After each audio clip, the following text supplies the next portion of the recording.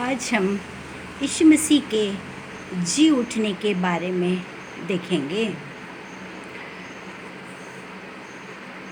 यीशु मसीह तीसरे दिन मृतकों में से जीवित हुए। विश्राम दिवस के पश्चात सप्ताह के प्रथम दिन ऊषा बेला में मरियम मगदलीनी, यूसुफ की माता मरियम और शलोमी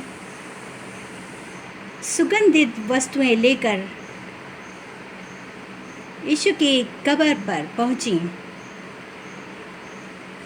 वो चाहती थी कि यीशु मसीह को सुगंधित वस्तुओं का लेप लगाएं। और जब वो रास्ते में जा रही थीं तो उन्होंने देखा था कि यीशु मसीह कहाँ पर रखे गए हैं।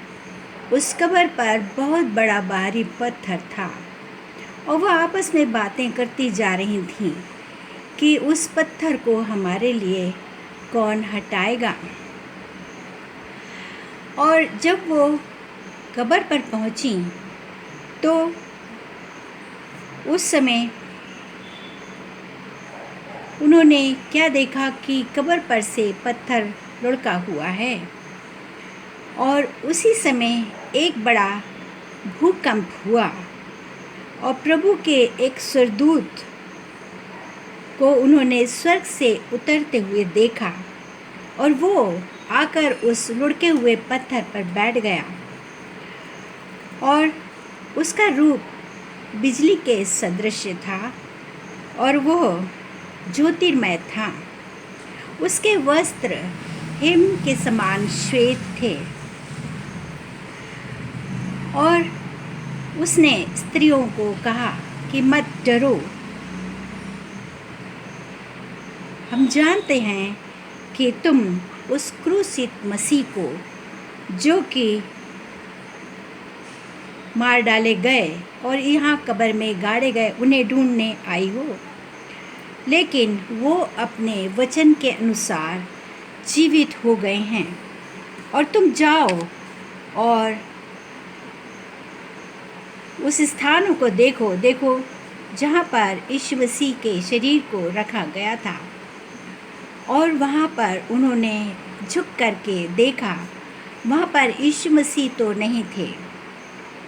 और स्वर्गदूत ने उनसे कहा, जाओ जाकर शिष्यों को बताओ कि यीशु मसीह तुमसे पहले गलील नगर को जाएंगे और वहीं वो शिष्यों को दर्शन देंगे।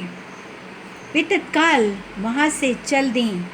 आश्चर्य और खुशी के मारे आनंद भी उनमें समाया हुआ था और वे जल्दी से जल्दी दौड़ करके शिष्यों को खबर पहुँचाना चाहती थी। इसलिए मरियम आगे दौड़ गई और शिष्यों के पास जाकर शिमोन पतरस को और शिष्यों को उन्होंने खबर दी कि हमने यीशु की कब्र पर गए थे परंतु उन्हें वहाँ नहीं पाया है और हो सकता है कि वो लोग उठा करके उन्हें ले गए हैं, पर हम नहीं जानते कि उन्हें कहाँ पर रखा है।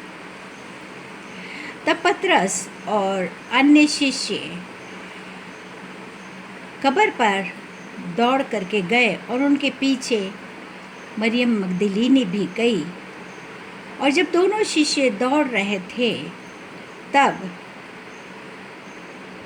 दूसरा शिष्य दौड़कर कब्र के पास पहुंचा और उसने झुक करके यीशु मसीह की कब्र को अंदर झांक के देखा। उसको सिर्फ पट्टियां दिखाई दी। और तब पतरस दौड़ करके कब्र पर पहुंचा और वो अंदर घुसकर देखने लगा। जब वो भीतर घुसकर देखने लगा तो उसने देखा कि यीशु की पट्टियां वहाँ पर पड़ी हुई थीं और अंगोछा अलग पड़ा हुआ था जिससे कि यीशु मसीह का सिर बांधा गया था। और वहाँ पर उन्हें 2 स्वर्गदूत भी दिखाई दिए और उन्होंने कहा कि धर्मशास्त्र के अनुसार यह अनिवार्य नहीं था कि यीशु मसीह दुख उठाएं और फिर से जीवित हों। और उन्होंने जब देखा कि यीशु मसीह वहाँ नहीं हैं, तो वे लोग दौड़कर वापस चले गए। लेकिन मरियम मगदलीनी वहाँ खड़ी रही, रोती रही, और वो वहाँ देखती रही और कहती रही कि वे मेरे प्रभु को कहाँ ले गए हैं। और उसने फिर से वहाँ पे 2 स्वर्गदूतों को देखा। एक सिरहाने की तरफ बैठा था और दूसरा पैताने की तरफ बैठा हुआ था। उन स्वर्गदूत ने मरियम से बोला कि तुम क्यों रोती हो? मरियम ने उत्तर दिया, वे मेरे प्रभु को पता नहीं कहाँ ले गए हैं। मैं नहीं जानती कि उन्हें कहाँ ढूंढूं, उन्होंने कहाँ रखा है। इतने में ही उसके पीछे से आवाज़ आई और वो पीछे मुड़कर देखी और उसने सोचा कि मालिक खड़े हैं। और उसने यीशु से कहा कि हे महाशय, यदि आपने मेरे प्रभु को कहीं रखा है तो मुझे बता दीजिए ताकि मैं उनको वहाँ से ले जाऊँ। यीशु मसीह ने कहा, मरियम, तुम क्यों रोती हो? तुम किसे ढूंढ रही हो? वो बोली, अपने प्रभु को ढूंढ रही हूँ।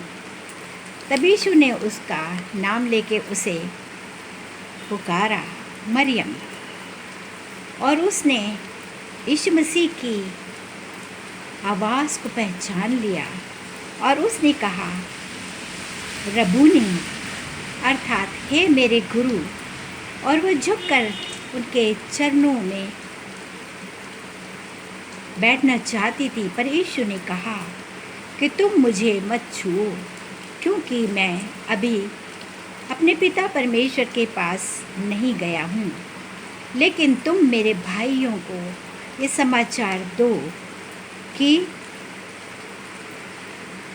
मैं अपने पिता के पास जा रहा हूँ, और मेरे भाइयों को समाचार दो कि वे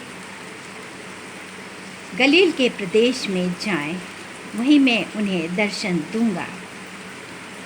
और वो जब मार्ग में जा रही थी, तब ही पहरेदार जो थे, जो कब्र पर पहरा दे रहे थे, उन्होंने महापुरोहितों को और सदूकी लोगों को ये खबर दी और पूरी घटनाएं बताईं।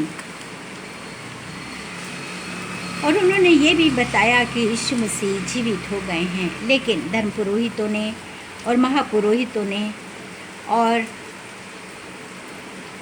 उन लोगों ने मंत्रणा की और सिपाहियों को बोला, धन देकर के बोला कि तुम ये बात फैलाना कि जब हम सो रहे थे तब यीशु के शिष्य आए और उन्हें चुरा कर ले गए।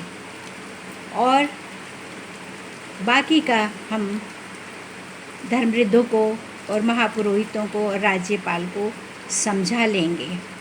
तब वो पहरेदार गए और उन्होंने सब जगह यही बात फैला दी कि यीशु मसीह के शिष्य आए और उन्हें चुरा कर ले गए। और उसके बाद वो लोग अपने अपने घर चले गए।